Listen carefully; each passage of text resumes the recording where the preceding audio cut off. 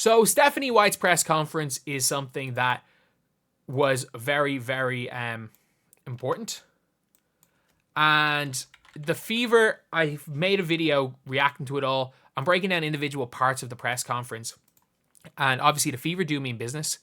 But one thing that I do think is interesting from the perspective of the Indiana Fever is how she's talked about the team, how she's talked about individual players. And obviously there are two players that are very, very important that I'm going to make entire videos on, talking about some of the stuff that she has implied. But we're going to talk about how she visions the team. First of all, one of the really important things when it comes to Stephanie White is, you can see here, she names a core three, which people aren't entirely sure who the core three is. It could be Kelsey Mitchell, it could be Lexi Hull, but nobody knew from this, but obviously she had specifically mentioned Kelsey Mitchell. But listen to what she's saying. Ryan and Kelly are just talking about, players and evaluations before we came out here, and building quality depth is going to be important. When you have a core three like we have, surrounding them with players who are going to, fill the roles, certainly, first and foremost, who are going to embrace the roles, secondly, and who give us the best opportunities for success by complementing what they do really, really well. And that's one of the things that I really like what she said, where it's no sides ball. And she talks a little bit later about how she's kind of going to think outside the box. She's going to coach outside the box and try to make the team work. And I do like that. But the problem with sides ball was that it was sides ball. If you didn't fit sides ball, your job was to stand there in the corner. Like Caitlin Clark's job in sides ball was to stand in the corner and watch Kelsey Mitchell. Kelsey Mitchell's job was to literally do everything, when she was actually a much better off-the-ball player than on-the-ball player. Aaliyah Boston's job in sides ball was to be a back-to-the-basket, back-down-post player, where other than when Tina Charles, I will say it, Aaliyah Boston destroyed Tina Charles. That was the only player where I would say Aaliyah Boston killed them with post-ups. She killed Dallas in the pick and roll. She killed other teams in the pick and roll. She didn't kill anyone with post-ups other than Tina Charles for some reason.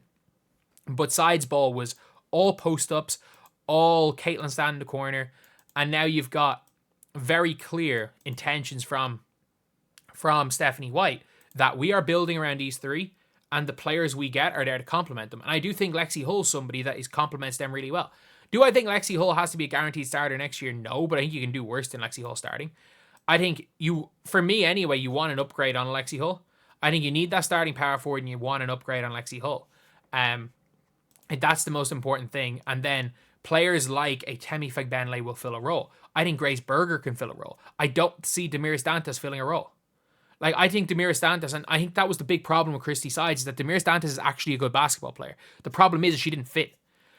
Because she was too slow-footed to play center.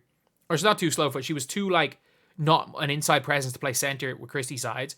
And also, she, when she played power forward, teams just ran in open layups on her. She could, if she wasn't giving you 11 points a game, she was a net negative. And that was 11 on 4 or 5 shots. You could see it every single time a couple of shots were missed. A shot was missed when Dantas was on the floor. The other team ran in an open layup. They lost games from playing Dantas at the power forward position. As good as Dantas individually was, the team really struggled with Dantas at the 4. She wasn't bad at the 5, but they were much better with Temi Fagbenle as a backup 5. And I think you can do much better by finding a more mobile power forward. Heck, I even felt like a Temi Katie Lou is a better lineup and fit-wise, because as slow as Katie Lou is, she's not Dantas slow. And that's the thing where it's it all depends on the style of play, because it's not about putting together the best 12 players. It's about putting the best team together. And someone like a Damiris Dantas, who is clearly a good basketball player, don't get me wrong, she's clearly a very, very good basketball player. The problem is that there is the only player that's a worse fit for Indiana than Damiris Dantas is Nalissa Smith, who's obviously going to be gone too. And this is one thing that I really, really liked about this. And this is her talking about Aaliyah Boston and Caitlin Clark. And there is no way we would ever have heard anything like this from Christy Sides. Incredibly competitive players. And, there's a fire and a mentality that you can't teach when it comes to competitive spirit. And when it comes to being a great teammate, and when it comes to lifting those up around you, and watching both of them grow into not just the players that they are, but grow into the spotlight that they have, how they lead, how they make their teammates better, how they lift one another up, how they've handled all of the things that have come their way, and all of those things that come your way are certainly earned when you're put in this position, right? It's like, people say it all the time, like, oh man, you'd hate to be. No, you don't. Like, as an athlete, this is what you want, right? And that's the thing where it's like, I think one thing I really like when it comes to Stephanie White is that her mentality is not, I hate saying this about WNBA players because it is such a small minority that are like this. Its problem is it's a vocal minority. It is so refreshing to hear her talk about players like they're athletes. That this is not some charity league. Like, these are athletes, and you grow up wanting to be the best. You don't grow up wanting to be, like, to become the best, you are not shielded from anything. Like, to get to where Caitlin Clark or Aaliyah Boston got to, you're not shielded from stuff. And the problem is that when you go to the WNBA, it's a league that expects players to be shielded. It expects no criticism. It expects no pressure. Whereas Stephanie White is embracing it. And that's how you become one of the greatest of all time. That's how you become that great. And it's really weird when you listen to, like, A'ja Wilson interviews, but then also when you look back, when you actually learn about A'ja Wilson. Like, A'ja Wilson has, like, everything she has is earned. But then it's only been in the last couple of years, really, that, like, because I've followed A'ja Wilson throughout her career. It's only been the last few years where it's almost like when she became Queen Bee of the WNBA, she also had to be Queen Victim too. When the reality is that she earned everything she got. And it's like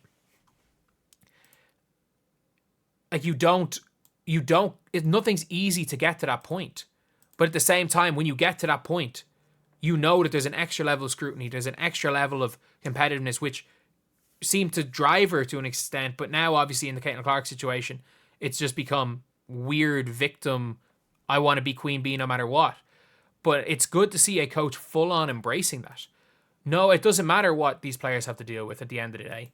Not that it doesn't matter, but this is what we play for. This is what we want. We want that pressure. We want that type of thing. Like, you don't get to the best we don't get to the top without having to deal with that. And I love the fact that she's embracing it instead of obviously being like, well, the WNBA has a big problem. We need to worry about all those fans online, and being like, no, we want to be here.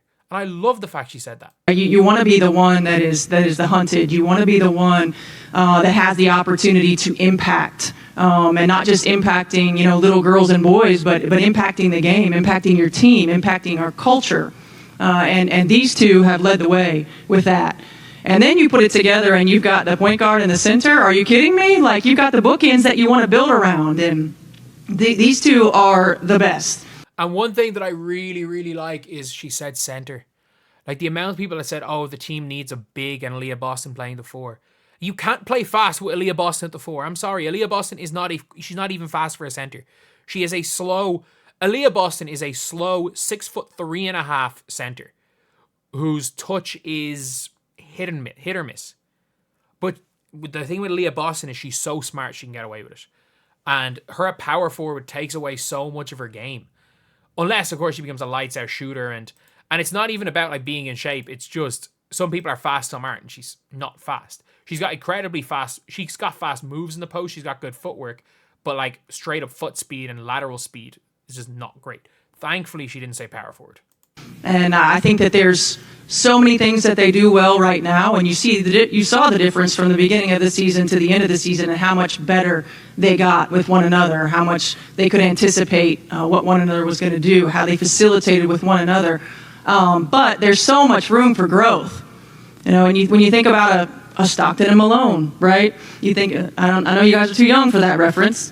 I actually like that reference for the two of them. Obviously, Caitlin Clark in modern day, because Karl Malone, as much as anything, was the great role guy. He worked really well out of the face-up game. So I do think that could be like hopefully a good comparison for a Aaliyah Boston. But I do think Aaliyah Boston is a higher IQ. I think she's a better passer. I'm calling Aaliyah Boston to average a double-double with 5 assists next year. I think she's going to become this, like, not Alyssa Thomas level ball handler, but she's going to be the best playmaking center the WNBA has ever seen. I think that's going to be the transition for Aaliyah Boston. But when you think about the great point guards and post players that our game, not just our league, but our game has seen, they are going to go down in history as the greatest. And I'm excited about the opportunity to work with them. I'm excited about the opportunity that we have to build. And I love the fact that she straight up was like, well, you've got like Stockton, you got all these. Yeah, these are going to be better than them. I like the fact that it's straight away, it's being positive. And she didn't come out and say, as I've said, she didn't come out and say Caitlin Clark needs to shoot more long twos. She didn't come out and say, Aaliyah Boston needs to do X, Y, and Z. She praised them. And I can guarantee you that from everything for her, she's going to be hard on them in practice. She's going to have accountability behind the scenes. But what she's not going to do is a Chrissy Sides and throw them under the bus publicly. Oh my God. It's such a breath of fresh air. But I will say, shout out Stephanie White. Her talking about the team, it's looking like it's going to be good. And look, it's an easy thing to say what you want. But the thing is that Herb Simon has put together Amber Cox, I know she's the GM, but I think Kelly Cowscliff is going to make most of the basketball decisions. Yeah, Kelly Cowscliff, who worked as an assistant GM for the Pacers, who has built around a Tyrese Halliburton pretty well, to be honest. And he's going to do a really good job of player acquisition. He's going to probably have a good job of scouting. I'd say they're going to have their scouts in Europe ready. And you've got Amber Cox as far as the managing of the finances, the marketing, a lot of the publicity stuff, which the team has to deal with. She's known as being the best for that. And then you've got Coach of the Year from 2 years ago. So you're obviously not going to get Cheryl Reeve. You've got the most recent Coach of the Year that's not Cheryl Reeve. This team means business, and it's going to be so interesting to see what team they come out with next year.